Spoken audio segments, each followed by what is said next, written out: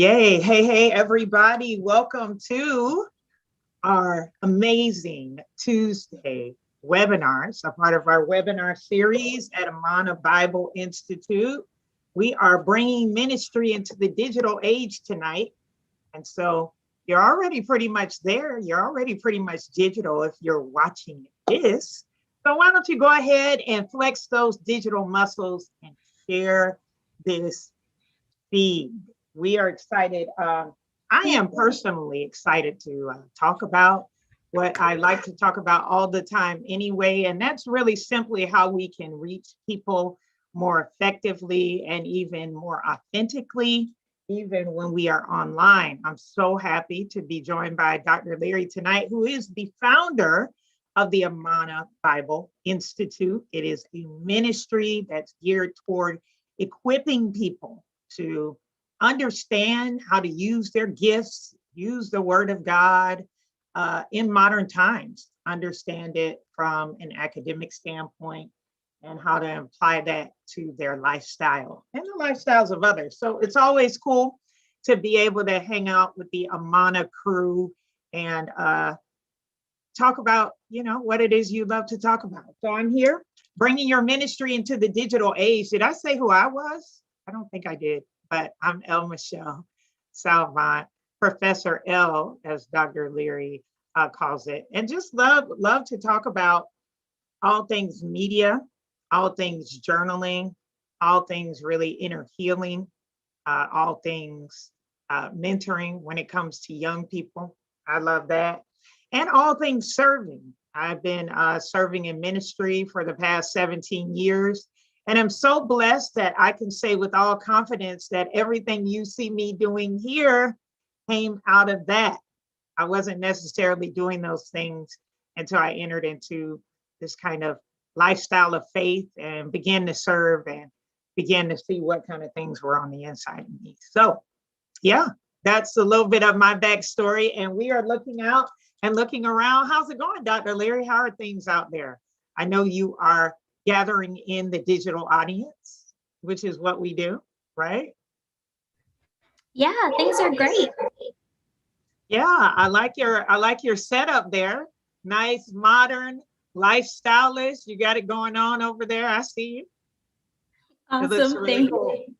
Yeah, it looks really cool. So bringing the church into the digital age. If you have any questions, please feel free to post them during the live chat. I even believe if you post this while watching it on demand, that your questions will still be monitoring the feed throughout time, and it'll ping us as you have questions. I also want to do a quick plug for a social media church, the conference that I'll be a part of July 13th through the 15th. You can go on my website and get registered.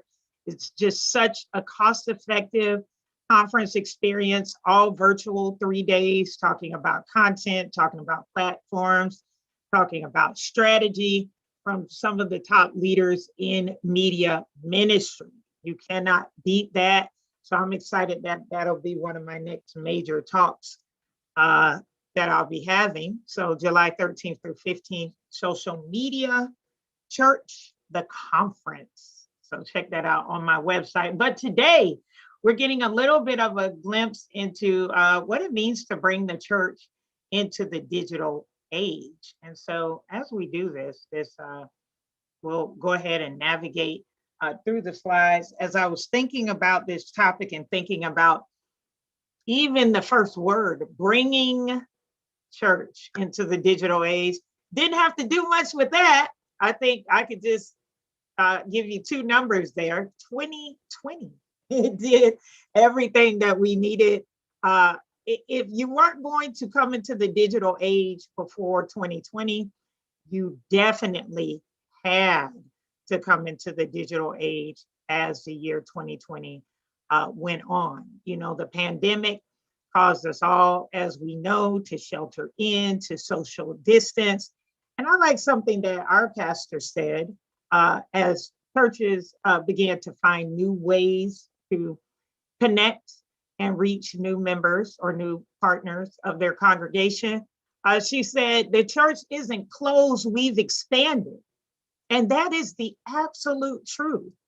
As you think about going ye into all the world, as you think about reaching people and not being limited by where you live geographically, not even being limited by time, you start to think of just kind of all that the digital realm has to offer. So bringing church into the digital age, I would suggest that we talk from a perspective that now that we're here, because even if you haven't embraced the concept of being part of this digital age, let's just say you're like, well, I'm I'm not into all that. We're going to continue to do church like we've been doing it, which uh, maybe is on a lower tech end. I heard something the other day that I thought was interesting.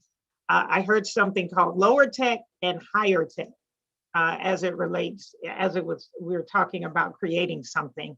And the lower tech just kind of use all the raw materials that are before you without anything necessarily digital. The higher tech, of course, got higher in and got more into the digital space. So maybe you're not quite there yet. That doesn't mean it doesn't exist and doesn't mean the opportunity is not awaiting you. So today we just want to shed some light on that and some encouragement to people who are already in that space. So what do we mean by bringing church into the digital era? We'll start with this thought here on this slide.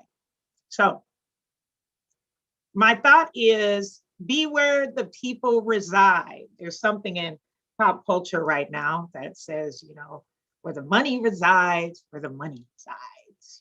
It's just kind of a pop culture phrase that I was thinking about as I put this together. And it made me think about, as we're coming into the digital age, being where the people reside. The people are online, because in a lot of spaces they weren't able to do anything else. And so the people are online. I see the year 2020 was a year of digital acceleration. Now I pulled this Time magazine cover, which when it came out in 2009 was captivating to me. It talked a little bit about the future of work. Now, mind you, this was 12 years ago. Okay.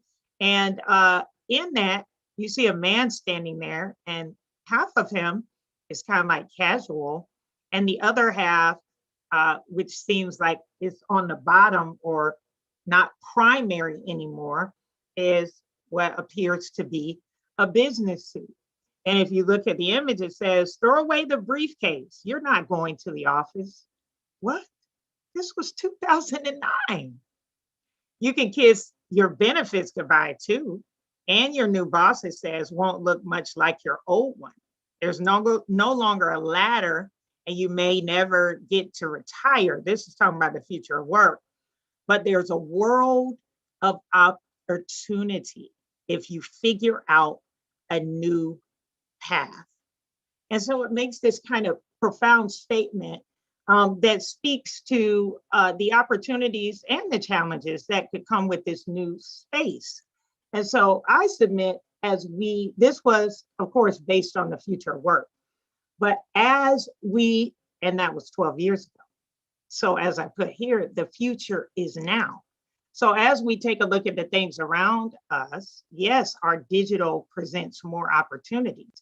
It presents more of an opportunity for us to reach people, more of an opportunity for people to watch or experience what we have to say on demand, meaning like there's not a certain time. It's cool to be on the live experience, because then you kind of shape the conversation that is going to be stamped in time. So there's such a tremendous value in being here live with me right now. You can ask your questions right now and begin to shape the discussion. When you go back on demand, you kind of just take it all in and write your notes from there. So that's just a little aside for people who say, well, I don't have to get on live, but you miss an opportunity to kind of share in that experience and shape that discussion a little bit. But we are able, by coming into the digital space, you're not going to the office, it says here. So we already saw what it was like to minister beyond the four walls, to use live streaming, to use the social media networks.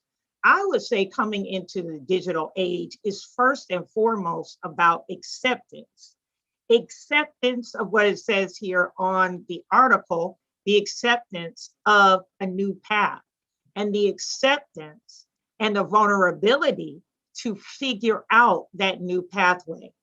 While our church, during the pandemic, I counted it and said we were online. We have been online. We were online before the pandemic.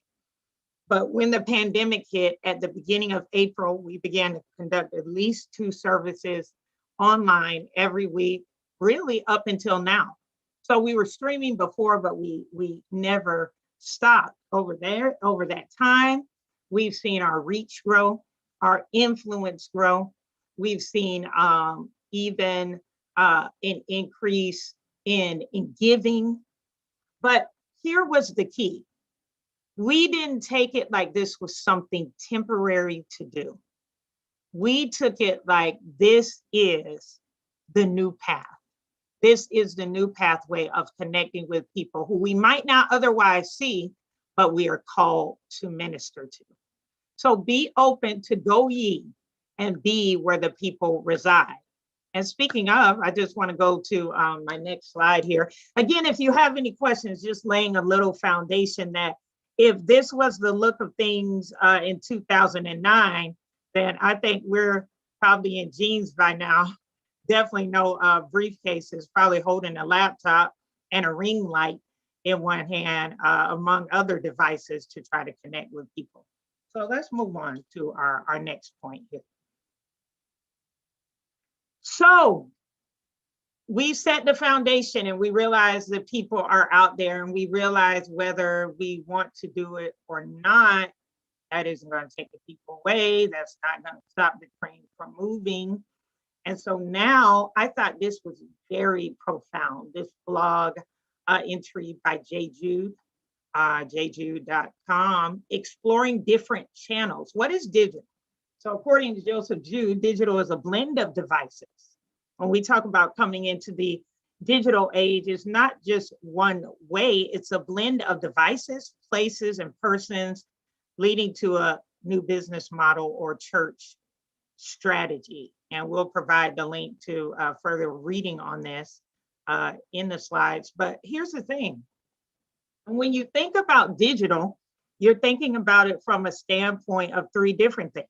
You're thinking about digital being people, okay? You're thinking about digital being devices, and you're thinking about digital being spaces. And so when you think about it from a people standpoint, behind the tools, it is a person. When we were getting set up for this talk, I'm gonna put Dr. Leary out there a little bit. She was getting her room set up for digital because she takes this seriously. She wants you to be able to see her face. We want to present ourselves the best way possible so we can get our message out, right? So she began to talk to Siri about her lighting system and began to have this kind of human machine interaction going on, where she began to say, no, I don't want this kind of lighting, please do this one. And she went through it a few times. I was amazed because I still use the old hand gesture on my ring light there. So it made me want to step my game up and call Google to do something. I wasn't quite set up in this room for that. But we got to realize that it's a lot about our interactions with the devices. And with that said, how are the people you serve interacting with devices? Are they on their cell phones? Is it a way that you can begin to minister to them via text? Okay. Are they on computers a lot? Are they in a VR type space, which I know we'll talk about on another discussion? But what is the human machine interaction? How can you how can you get involved in that? How can you, the thing that we're thinking of now is how can you place the ministry you have on in different channels to reach people? Look at your own habits. If you're wondering, well, it's so much, I don't know where to go. Are you speaking to Siri? You know, maybe you want to start a podcast where people could just speak to Siri and say, okay, Siri, play the 40-Year-Old Black Woman podcast. Okay. Thinking about the human machine interaction and how you can get in that space. It's gone beyond just having a website or even social media. There are so many different ways to be where people are. Then, of course, we have devices. How can you be on their screen? How can you make it easier for them to interact with your ministry or your church? Is that through apps that they can use on their devices? Is it showing them how to bookmark your website on their devices? If you can get inside a home screen, you're more likely to be visited than you would be if I just have to maybe try to remember your website and type it in all the time. So that makes you explore things like the various apps and how to remain at the forefront of where people are. And then there's spaces, like I know we were talking about Dr. Leary and the lights earlier, and just the Internet of Things like smart homes and appliances, like we kind of alluded to that earlier. But the thing here is, and then I noticed here, they also talked about autonomous vehicles and smart grids. The thing that I'd like you to take away from this discussion is to remember that there's not just one way to reach people digitally. There are different channels to reach them that's worth exploring. I mean, instead of terrestrial radio, what about satellite radio? And how can you get a channel there? Maybe instead of being on a cable network these days, how can you become a part of a streaming service like a Roku, or even creating programming for a Netflix, or even creating programming for well-established content apps that offer videos, or even blogging services? Like I found myself, our film series, we've moved to Medium because that's a place where a lot of people like to read thought-provoking articles and follow that type of content. So finding your place in this day and time is very, very important. And really, it starts by evaluating your own habits. Where are you located digitally? People, devices, and spaces. What are you interacting with? What is helping you to achieve certain things easier, faster, in a more simple way? And then you begin to go from there and think about ways that you can incorporate your ministry somehow into those things. So it takes embracing the fact that digital is not going anywhere. Whether you're high tech or not high tech, it doesn't take it away. Number two is exploring the different channels. Okay, if you have a website, how can you maximize that website? How can you explore being on different platforms that appeal to you? So embracing and exploring. And then one of my last points that I want to make here, Dr. Leary, I don't know if people are asking questions or not. I'm just going off the dome here. I'm just talking. Okay. So we're embracing the fact that this is happening. We're exploring the different ways as we think about people, places, and devices. And then we're realizing something. We're realizing or tapping in more so how we can use the tools, the free tools that are right within our reach. And one of those, and probably the most dominant right now, digital ways to reach people, of course, is social media. I mentioned that conference that I'll be attending July 13th through the 15th. But one thing I saw there from that group, which does a lot of evaluation as far as how social media impacts the church, is they said that 2021 is a year to lean into social media. It's almost like we talked about embracing the fact that digital is not going anywhere. We talked about exploring the different channels. Now we have to execute. We have to execute, and we have to execute big. And if you know anything about these times, small is the new big. So small steps along the way will lead to a big execution. There are 1.1 billion monthly active users right now on social media. 500 million people use Instagram stories every day. You're exploring all these different channels and platforms and seeing what you feel most comfortable with. You can see the numbers there, 74 billion monthly active users on Facebook, 330 million on Twitter, and 2 billion active users on YouTube. There are so many different places where you can be, but we got to begin to explore these. And then it breaks down some of the time spent there, just letting you know that, and then I like this at the top, 63% or 3 in 5 church adults believe churches should continue to leverage digital resources for discipleship, even after the pandemic. I have a mother who is, she is retired and living her best life and enjoys going to her church services online. She's still connected. She's still engaged. I think we have to get rid of the mindset or challenge ourselves to think beyond the mindset that says digital is just an excuse not to come to a physical location. It's not an excuse for some. Digital is the way for some. That's the first thing we talked about in the first slide, embracing new ways. I think if we get or challenge our old way of thinking about digital, we'll start to see the tangible impact of what it means when you really and truly lean into it. You embrace, you begin to explore, and then you execute. Really start to lean in. Maybe you set up several social media channels over the past few years, but you really haven't been present. I would say lean in a big way, which means to start small.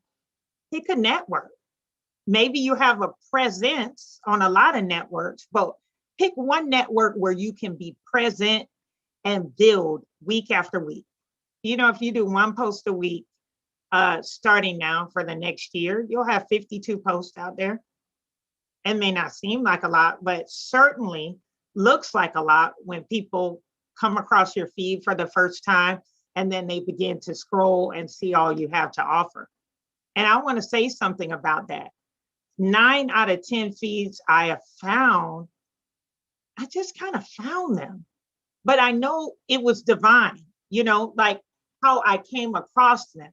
I would, in our execution, even begin to challenge all of us, including myself, to begin to pray over where you are digitally.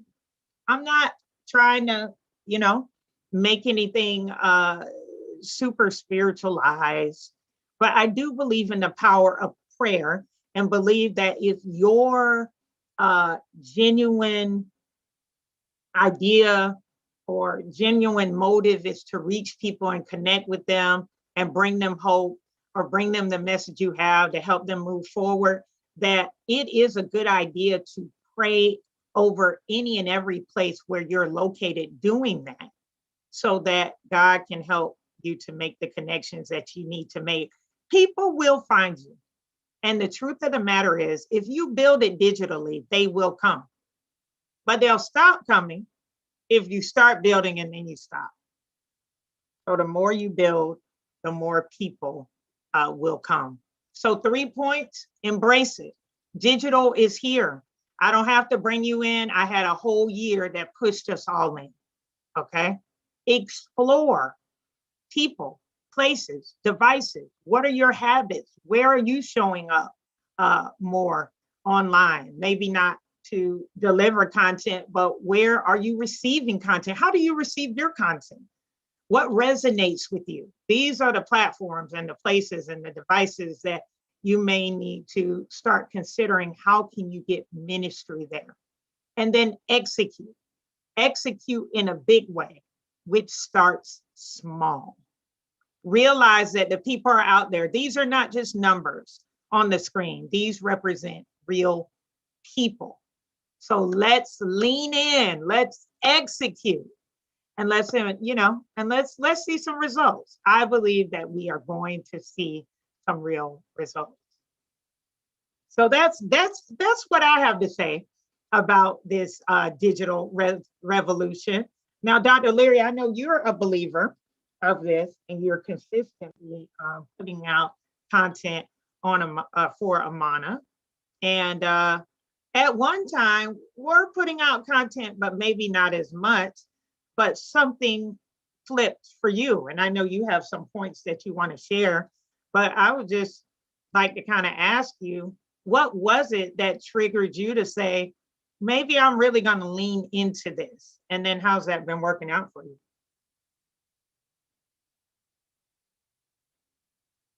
Oops, I didn't mean to do that. Nonetheless, I think for the most part, it's always been something that I intended on doing, that we intended on doing as the board for Amana Bible Institute.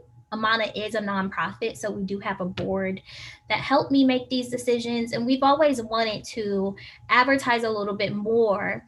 But my timing didn't really allow me to do that. So we actually invested in a social media marketing company that posts for us every day. And that's been, hit or miss. Sometimes I do have to email the company and, let them know, hey, Yeah. maybe we should switch things up. But for the most part, the content is pretty good. They're pretty consistent. And that's pretty much what changed for us. Social media is really important, and we are a digital institution. We've always been digital. We started out actually as a hybrid institution, so we've always been digital, but we also kind of started out with this idea that we would also, have a host site program where we actually exist in physical spaces, and that is still a goal of ours. But for the most part, we've always been cloud based as an institution. So it makes sense that we would advertise on social media. And the goal is to further that however we can. But Yeah. I think that's really good. And I see you have your stats coming up here now too, to just talk about why. I think I'll just say this: if we really, really get it down in our spirit that there are people on the other side of the devices that are waiting to be reached, I think perhaps we might see ourselves going a little bit further into this realm. And this is really only the beginning, but I'm speaking to you like I'm speaking to myself in this moment. Don't ever kind of take it lightly that there are people on the other side of the machine. Like, I'm talking into a web camera right now. It'd be very easy for me to be like, oh, I'm just got my light up. I'm just doing a talk, No, I am talking to somebody. Somebody can hear me. I know for a fact Dr. Leary can hear me right now. But there are many, many more. And I think if we bring that kind of passion to the table for the people who are out there, I think we're going to see some real results. And I'm very excited about it. I just pump myself up, but go ahead. I know you have some points to share as well. Yeah, no, all of my points have a lot to do with what you've already discussed. Ultimately, we are at a point in time where ministries have to shift and completely embrace the power of digital mediums, or they're going to be facing church closures. And that's ultimately the truth. For about 10 years or so, there's been data out there suggesting that within the next 30 years, there will be a huge decline in churches on account of less and less interaction and active engagement from young people. And we're actually seeing that. So the Barna Group did a survey. It wasn't a long survey period, but they did do one in 2020. And this survey gives us some really interesting results that should certainly be hearkened to. So in their study, they found that during the pandemic, 32%, that's almost a third, 1/3, which is quite a bit, of Christians stopped attending church altogether. This means that they didn't attend physical church and they did not attend virtual church. Out of that group, they also found that 50% of these people were millennials, 35 were Gen X, and 26% were baby boomers. So among the older people, we do find lower numbers, but 26% is over a quarter. That's still quite large.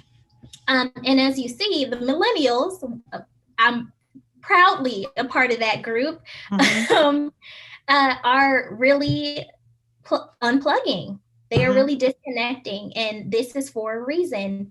What they also found was 18% of Christians view multiple church services now, which I think for a lot of people is viewed as a very positive thing, but you got to think what happens post-pandemic, right?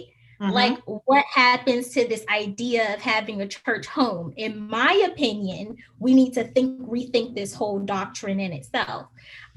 Fellowship is what the text calls for. Fellowship can happen in a number of ways. And it could occur effectively through digital spaces. But ultimately, what the pandemic and this results teach us is that we have to change procedures. We really do. If we do not change what we're doing, we're no longer going to remain relevant. This is especially among the newer or the younger generations. And ministries in general, they have to be willing to shift and in some ways go back to the drawing board and reconsider what it means to do church, what it means to do fellowship, what it means to evangelize, all of these things. And these are not new. This is not a new call.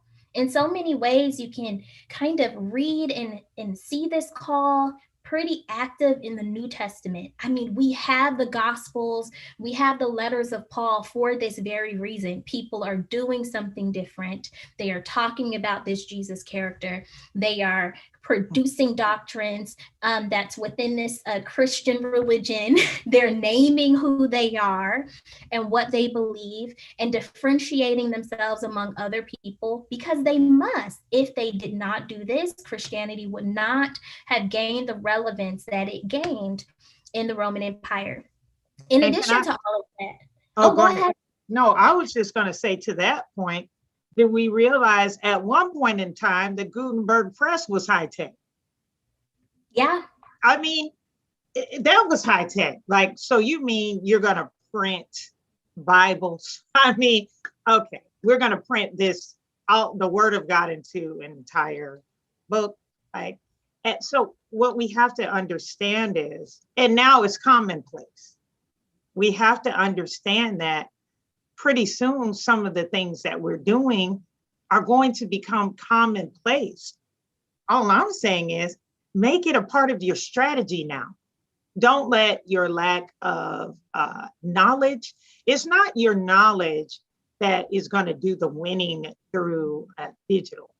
You can always learn it or have someone in place to help you out, but it's your heart and your passion to connect through digital means that's going to cause the wins. If you're just doing it because you're like, well, they said I have to do it, then those are the results you'll get. But if you're embracing it and saying, okay, at least we're going to make it a part of our strategy right here, and we are going to execute in a big way on this, then you're guaranteed to see some results. I'm sorry. No, I think the emphasis there is on connect. right? And that's why I tailored this last part of this conversation or discussion in this way, because there are lots of things going wrong. The Barna Group's research isn't about what happened while we were inside of the building for church. It's about what's happening when we shifted, when we were forced to shift to digital spaces. You have this mass exodus. It's almost like the millennials and some other generations was like, I got an excuse to not go. I know what it feels like to have all of those excuses myself. I was de-churched for almost 7 years, so I totally get it.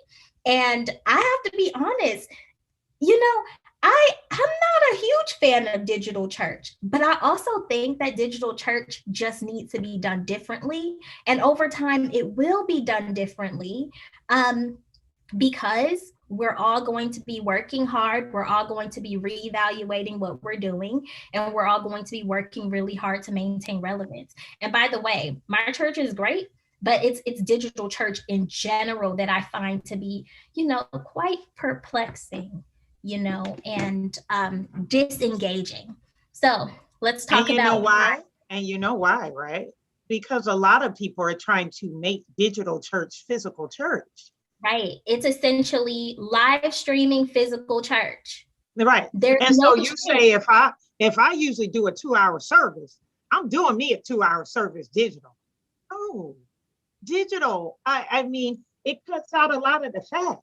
I love that our church is at 1 hour in and out because they're on as long as they need to be, not on long to meet what they would have done in a physical space. Okay, let me let you get to this. Yeah.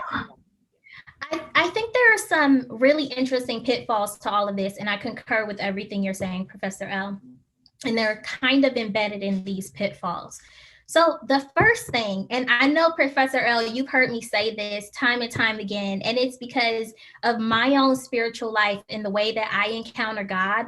I realize that presence is a huge human issue, and that's presence, like in-person presence. And it gets even wilder when you're talking about spiritual encounters, and it gets even wilder when you're talking about digital spaces.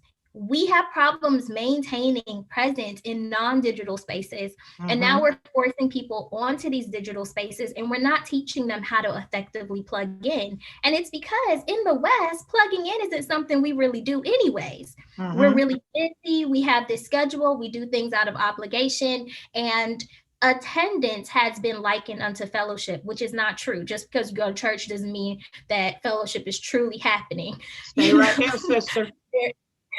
There's the need to plug in. And I think that the body of Christ can do a lot more work helping people to really find genuine community and genuine interaction. We can do much more if we just teach people how to plug in, and we emphasize and create spaces where that can easily happen, safe spaces that are safe enough for that to happen. Another pitfall, engagement.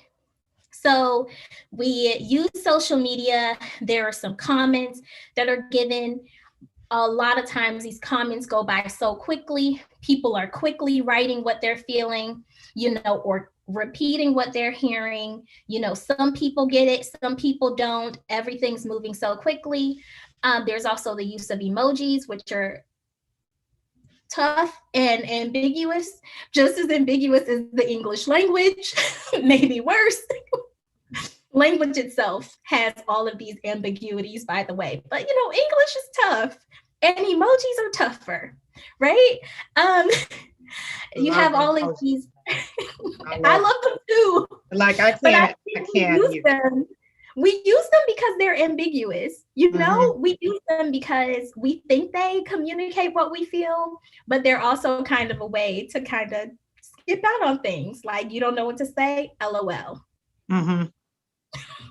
Sometimes. Yeah, but I feel your point. I feel your point. But all these more tools to use. Go on, though. Go on. You have. They're great tools, but there's a way that we have to show people we how to have to. use them. We have to show people how to effectively communicate through these digital spaces True. and create new forms of engagement so that these other forms of communications are just more effective.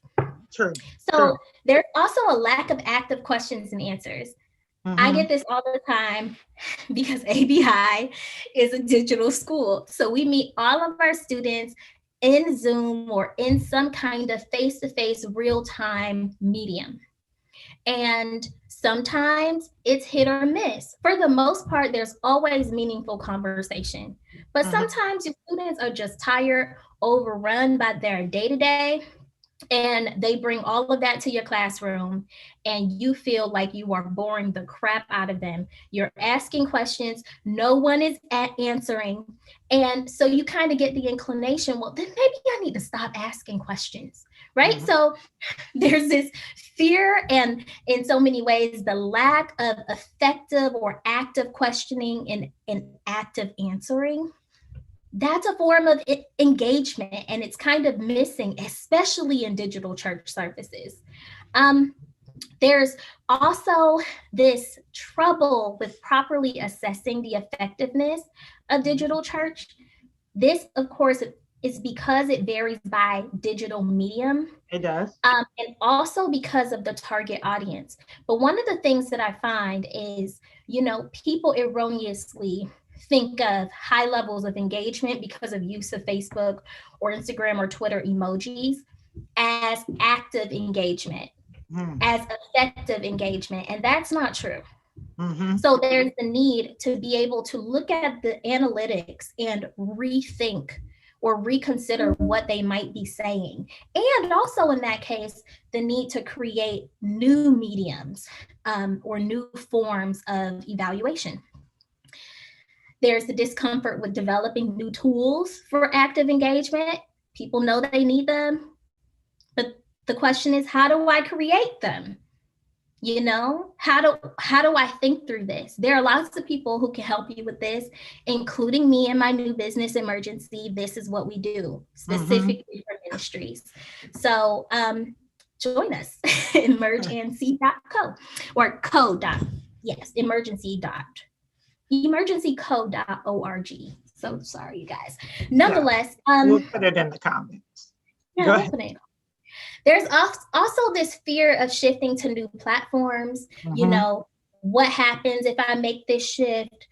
Will I decrease in audience? Quality needs to be preferred over quantity. And you're going to hear me and read it all throughout these True. slides, last few slides.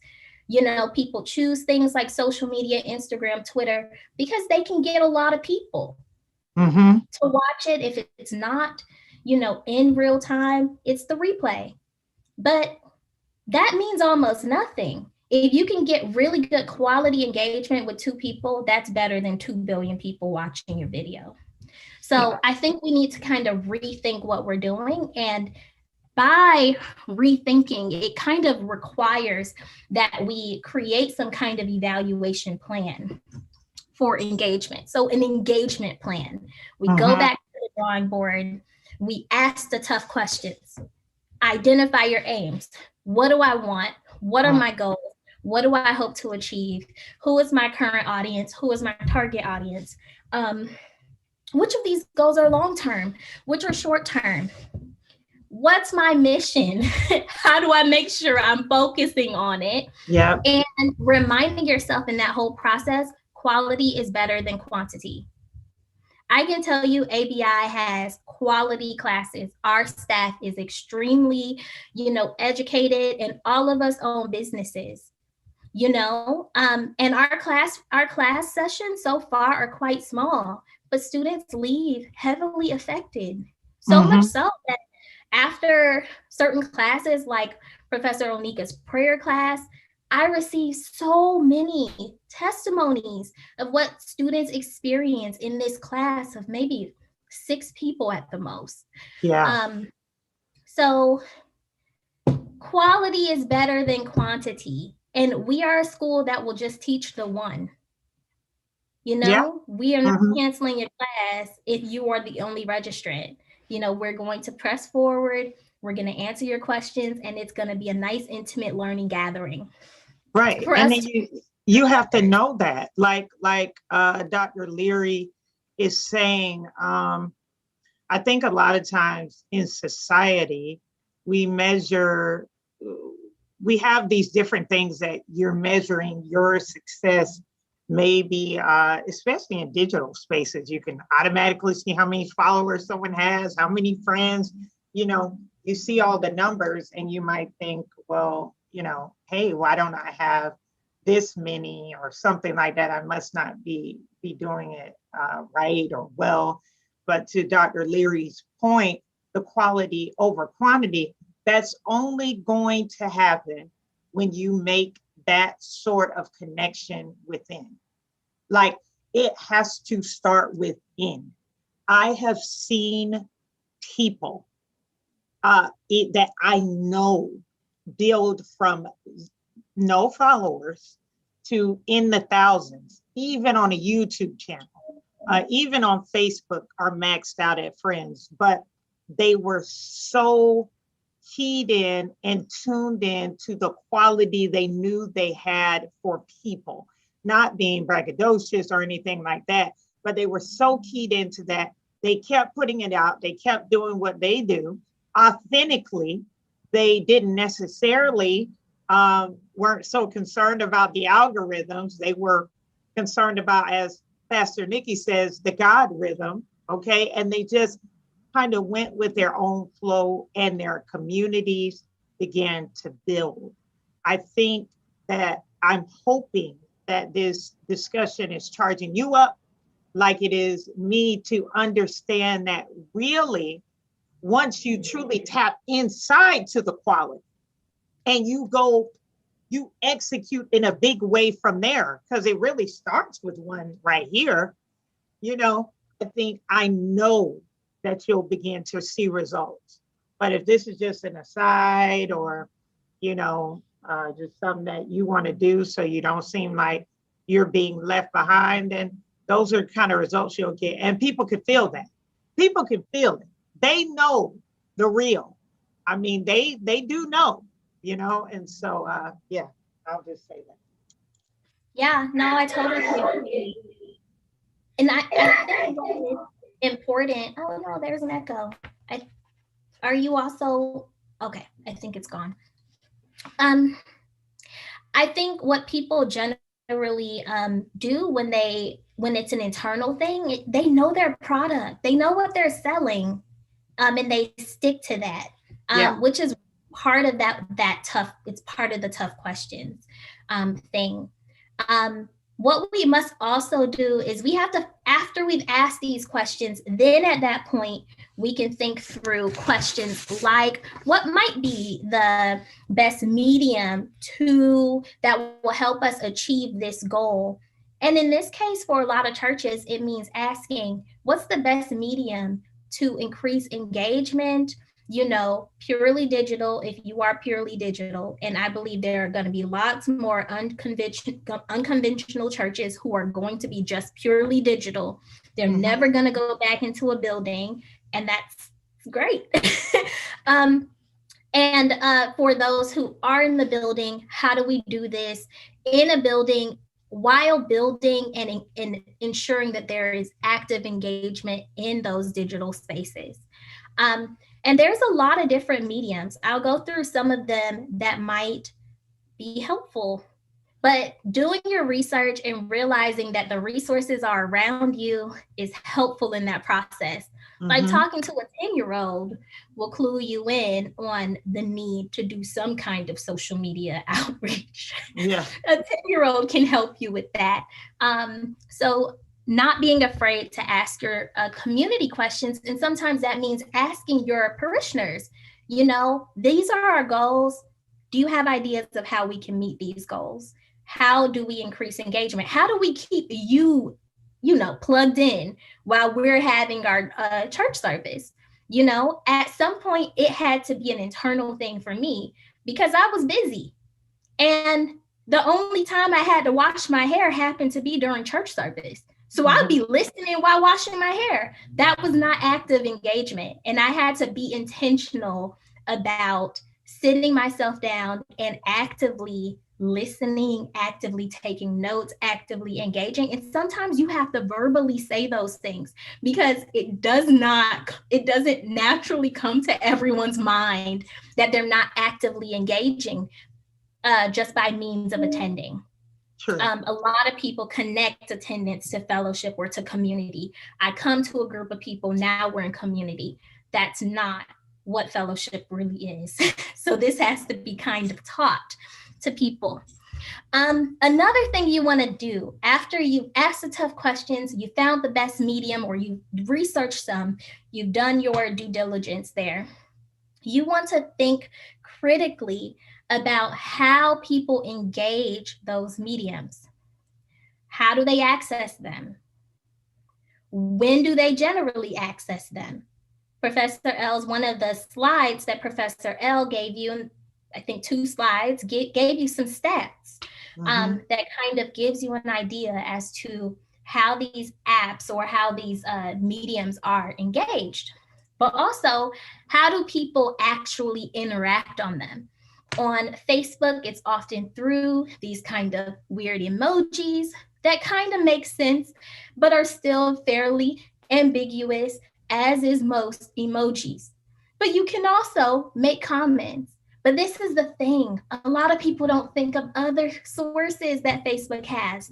Facebook has a learning management like system, meaning you can actually, you can create worksheets, for example, for Bible study, and people can access them in your Facebook group every week. They can upload their work too, if you wanted them to. And Facebook has rooms, that can essentially be some kind of an informal, real-time Zoom-like meeting that could be used for small group Bible studies, that can be used for auxiliary ministries, and their meetups, that can be used for a variety of purposes. So a lot of times we're not actually thinking enough about those tough questions, the answers to those tough questions, and we haven't really done enough of our due diligence to understand how we can actually creatively think about how to increase engagement in those mediums. Number 4, you want to develop an engagement plan and think of methods of assessing its efficiency. Number 4 is all about developing not just an engagement plan and getting an idea of how to look at analytics. That's not what you really need. I get, lots of pings on our website every single day. On Tisha, Nigeria, almost every day. Sweden, Philippines, Jamaica. There's a difference between visiting a website's homepage for 2 seconds and actively engaging, spending 5 minutes on that website, actually enrolling in a class, visiting the same page multiple times, right? That kind of thing. And sometimes it takes you actually going beyond the analytics and thinking creatively about that. Sometimes it means actually creating your own evaluation forms and surveys. I always say this, and this is part of the reason why Emergency Co. is going to be offering ministerial toolkits, because one of the things that I found is that ministries, religious institutions so often take from the world, all of this advice on how to enrich or increase our finances, right? But what about all of the QA stuff? What about all of those measuring tools? What about all of those regulations and all of those smaller groups of people that make up organizations, or smaller groups of people that make up smaller councils and boards that actually help you gauge the effectiveness of your business or ministry? All of that stuff is necessary. People go to church with expectations. You will never know what those expectations are if you don't ask them. So creating those evaluation tools, getting them out to the people, creating a time schedule, sticking to your deadlines, and then implementing your engagement plan, evaluating, its effects, and then making changes and starting all over. Because it's a continuous process. You're not going to always get everything right the first time. Well, for the most part, there are some people out there who just kind of hit the sweet spot first time, and they end up with all this type of engagement and they are quite pleased. But there's always a way to build on that. And we have to maintain our evaluation procedures, and we have to continue to, improve them if we're going to continue to maintain our relevance, right? Because there is nothing stagnant about this world, and that is especially true of everything digital, everything technological. It's worse than income tax. Like you're a tax preparer, you got to like brush up on tax law every 6 months, or you just behind. With technology, it's more like every day. Always a new invention, always a new source to potentially consider.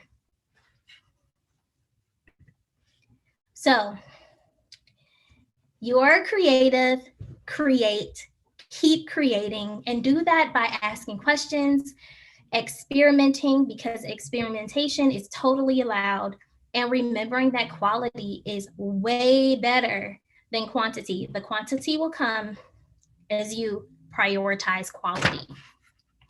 I do have like, and I know we're pretty much out of time, but I do have like a small little activity here. And I just want us to really think through, and there's a few people here on Facebook, a person on YouTube. Let's help each other out by thinking through ways to increase engagement. And if preferred, we can do this through a small scenario. You have a church leader who wants more engagement during midweek service, so a Bible study. What do we think through? What kind of mediums could we use, or could they use? And what type of resources would be really helpful in ensuring that they are getting active engagement? So yeah, I think Professor is going to have to help with this activity. I was thinking about a lot of different things that you said in the last, few slides, and we will make this presentation available. Is that right, Dr. Leary? Is it available somewhere? Is it for Mana students? Some kind of way, but it's important as we're even doing this activity, put community at the forefront of your mind. We have kind of broken everything down in the last few slides from a technical standpoint of, your target audience and what you're doing and how you measure and what medium and things like that. But when you think about building community, I think even with this activity, it starts by evaluating the community that you serve right now, who you have there right now, who continues to reach out right now. Because at the end of the day, I mean, it's very telling of your target audience. It's going to tell you of those things. If you're on and using a tool like Dr. Leary is, Restream, we use StreamYard. You are streaming on several different places. You can take a look at where do you see the most engagement. For us in doing media ministry, we're doing it through Facebook. And to speak to that, I'll say where you see the most people gathered, because we've been having a discussion about engagement. So increasing the engagement starts by first looking within your community at who's already there. Even if it's one person who's already there, what do you know about them? So maybe, like Dr. Leary said, maybe you could develop a survey that's called not a ministry, make it a cool name, like, or who are you questioning? Like, pull up and tell me more. Like, just something that makes people want to not feel like they're taking a test. There's so much information out there it could be an information overload. So I have found if you can relate to people right where they are in the quickest way possible, you're more likely to get, the feedback you want. So maybe you start with a survey of the people you already have there. If you could have Bible study at any time in any place, where would it be? Like, you ask exploratory questions that, will give you can then begin to look at the graphs and stuff like that to see what people have to say. I would say start right with the people you have right there, who are right around, partaking of what you have right now. And if that's no one, because you're starting off, then you do what they said in the sales world. You just start a cold call. Maybe you ask some of your family who you know is on your Facebook page, or the one friend you do have. But I think talking to the people who are already in some way a part of your community is going to give you some valuable insight for your next steps. Then you can ask questions like, have you ever watched us on YouTube? Where do you typically watch us? During the week, do you have more services? Do you prefer longer service online? What do you prefer? I think I really like your idea of having like a questionnaire. And I think that would be, give us some solid keys on how to move forward. In this season too, I've had to streamline. My main thing now in the new media program that we'll do for the next 3 months in our coaching community is about simple, sustainable content. Like, if I can't simply put out content in a way that's easy for me to keep that going, then I don't want to do it. If it's just an extra tool that makes me look like I'm really out there now, but it's not really serving a purpose, then I'm eliminating it. So, maybe even look at what you do have out there based on the amount of time you've had it. How is it growing? You can look at previous posts and even evaluate the comments. I think the first things first is to do an evaluation of the communities that you already have in place. I would say that would be the first thing. And this is more than a few minutes, so I know we have to go now. But yeah, so that would be my first recommendation on increasing the engagement, and then take the answers and begin to shape a strategy from there. And even if you don't talk to people right away, you can evaluate some of the content you put out. How did people respond on the different networks? I know, to me, I see Facebook like the new newspaper. People really respond to lots of things that are quite lifestyle oriented, that are really digging deep into life. It seems to be to get the most response in that way. I've seen some traction on my business page with events and things like that. But the more personal something seems, personally applicable to life in some kind of way, the more response I've seen on Facebook. Instagram is definitely very responsive to visual and video on all networks. Short videos that engage really big. That's why you have the TikToks and the Reels, and even now the Twitter fleets that you could do video on. But you gotta kind of know, like, if you're in a different country and they speak a different language, then you gotta know how to communicate to be effective. So I think you have to know the language of the different networks. Like, if Instagram is more visual, then writing a book on there, I don't know how big that would be. Book as in a long post. But I know having something visual that speaks volumes goes a long way on that network. Twitter, I call it the global coffee room, or the mini news network of the world. So how is what you do relevant to the world at large? What's your space in that global coffee room? If you're an educator, then, bring your tips that are world applicable, and you'll find your viewers there. But anyway, so evaluating your community, really trying to get the language down. And which language do you speak most fluent? You know what I mean? Are you more of a writer? Are you someone who takes excellent pictures and just really loves to kind of get into the whole photo realm of things? Are you someone who's really globally present, like you're into that? You have something to say to the world from whatever part of the world you're in. You know, Twitter could be a good place for you. Or do you want to vlog and show people things through videos? YouTube University was probably one of the best ways to describe that network, showing me how to do something. I could just go to YouTube University and find out how it all goes, you know? So anyway, Dr. Leary, I've taught enough, I know, but I don't know if that's helpful with the mini activity, but that's just some things that I even need to look at myself. Yeah, I think it is helpful to understand how all of these mediums generally work. But I think that there are other mediums that are probably a lot stronger for churches in itself, or ministries that function very much like churches.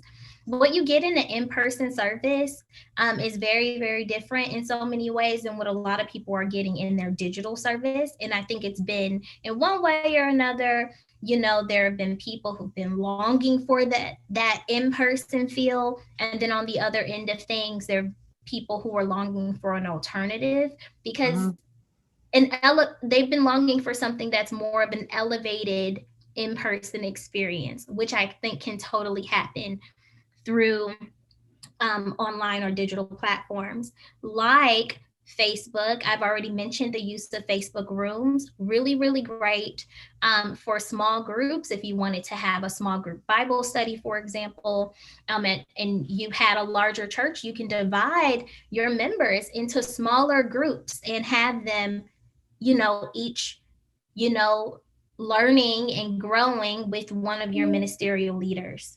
For example, utilizing Facebook's LMS-like platform to upload worksheets, to actively engage people, to utilize things like polls would be really helpful. Zoom is what I typically find as really, really helpful, and I think can be amazing to, you know, have this elevated in-person church like experience, but through a digital platform. Because Zoom has polls embedded within it, you can ask questions, you can get people to actively engage, you can show people the analysis from the question. It can be completely anonymous, and you can actually show people how many people answered that question. There is the ability to comment on Zoom, but there's also this ability to create or to go into breakout rooms, splitting people up into smaller groups. Zoom in itself, the breakout rooms are private, so they are not recorded, which brings a lot more intimacy, which means that they could also be things like prayer rooms, prophecy rooms, healing rooms, however you want to use them. There's this ability to be creative in this platform. And what's great about it is well, everything in the main room can be live streamed, simulcast on other networks. Meaning you can actually have active engagement from those who actually show up in your room, and you can still solicit some form of active engagement from those who are seeing you on, you know, Facebook or on YouTube.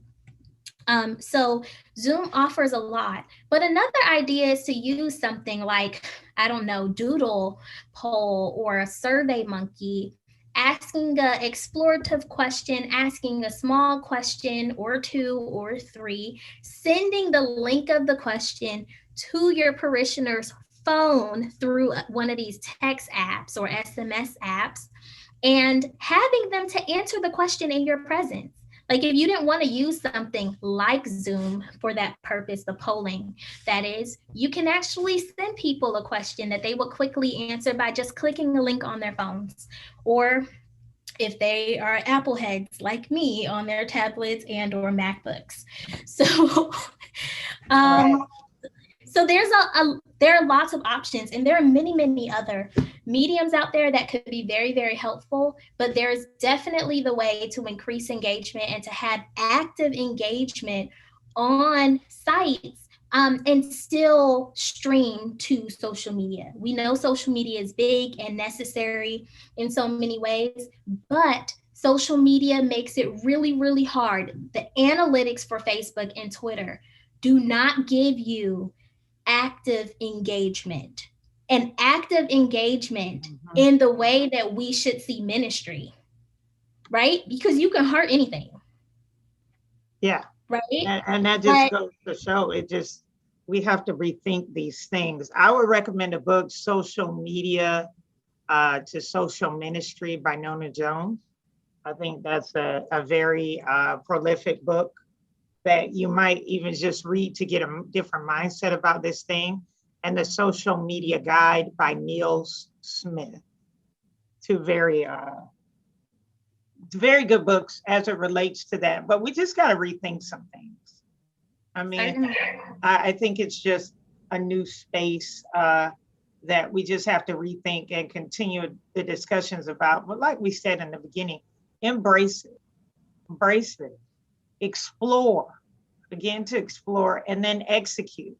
With all of those other slides that you saw near the end of this presentation, begin to execute, which a big part of that is really evaluating how you engage people. We're in with the ease right now.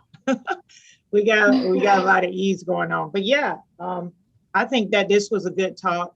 And I like I said, I'll be taking the next few months to really kind of streamline some things and to see what I can move forward in a way that's simple and sustainable. Because you can have all these grand ideas, but it's not simple enough for me to do, then I'm not likely to do it. And so there again, it's just another idea where I'm the exception to the rule and not getting the results. So we want to change that. But yeah. Awesome. Well, thank you so much, Professor L. Before we conclude, I do want to let you guys out there know what's going on with ABI as usual. So if you just scroll down on our homepage, you can actually see all of the latest news. We have, for example, free webinars that you can RSVP for. Our next webinar is actually this Saturday. I'm going to lead us into a discussion on whether we're present or not, because presence is a huge thing and it's very important. And I think it's time that we start actually thinking critically about what it means to be actively present. So we're going to have a conversation on that. And then you can join Professor L again on May 25th. That's 2 weeks from today. She's going to be teaching or leading a webinar on maintaining presence in virtual reality. And that's going to be followed by a real talk on virginity. Is it a biblical ideal? And OMG, lots of thoughts going through my head. Super interesting thoughts. And I think it will definitely be a conversation that will probably shock some of you because, the Old Testament or the Hebrew Bible has lots to offer that's not quite Christian, right? Or modern Christian. So we are going to be getting into that and maybe a little discussion on purity culture too. I don't really know where it's going to go because our Real Talks webinars are just candid, informal conversations. There's no PowerPoints. They're just instructors and board members or whoever wants to come and just brain dump. So join us for that. Last but not least, I want to invite you to register for classes. We are about to start the first few classes of the summer, and it's going to actually start with church administration, which will begin Wednesday, 6 p.m. Professor Miranda and Professor Cord will be teaching that together. I'm going to be teaching a course called Misreading the Prophets. I love the prophets of the Hebrew Bible. They're amazing.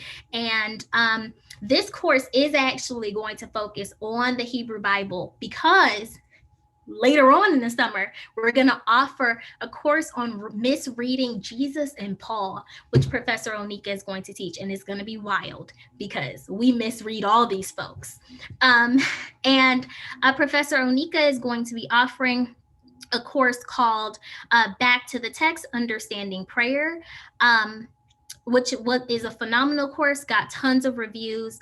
Last but not least, I am going to also be offering this free course to you guys called Bible Language Tools Online Resources, where I'm going to help you to deepen your biblical study using free online tools. So you're going to learn about the exegetical process. You're going to learn about how to think through questions that you can, or ways that you can interrogate the text.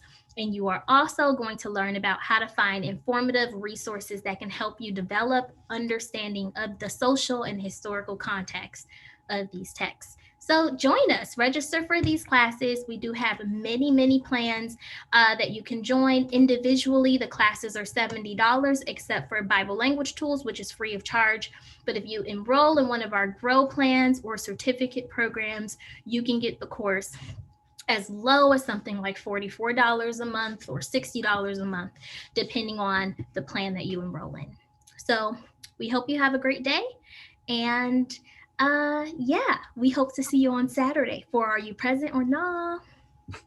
Hey. Bye.